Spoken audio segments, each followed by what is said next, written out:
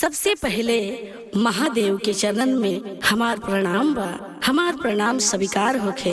हरिंदर भैया नीलम दीदी के चरणन में प्रणाम बा। हमार प्रणाम स्वीकार होखे। धरती पे बैठल धरती मैया के प्रणाम बा। हमार प्रणाम स्वीकार होखे। 33 करोड़ देवी देवता के चरणन में प्रणाम बा। हमार प्रणाम स्वीकार होखे। जितना भी हमार गुरु भैया गुरु बहिना सुनतानी लो उहाँ सबके चरणन में हमार प्रणाम बा। हमार प्रणाम स्वीकार होखे। देखिए गुरु भैया गुरु बहिना, ये धरती जौन बावे मोह माया के जाल बा। ये धरती से कुछ लेके केहू के जाए के नहीं खे। यदि कुछ समय बचता तो भगवान के भक्ति में हमने के मन लगावे के बा। और देखिए ये भक्ति के माध्यम से सुने के बा कि माया के जाल बा। माया के जाल ऐसन बा कि धरती से केहू के कुछ लेके जाए के नहीं खे। खाली हाथे आइल बनी जा, खाली हाथे जाए के बा। ताई रुआ सब ई कथा जौन बा तौन अंत तक सुनी और हर हर महादेव जरूर लिखी कमेंट बॉक्स में। और हमार गीत अच्छा लागे तो शेयर लाइक सब्सक्राइब जरूर करी। हर हर महादेव।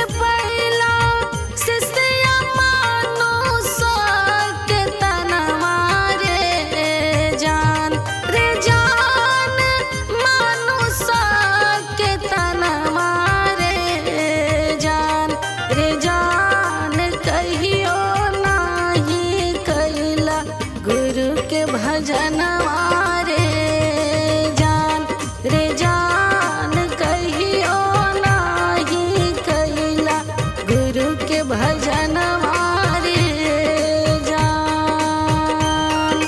बड़ा भाग से पहला शिष्य मानुष के तनवा रे जान रे जान मानुष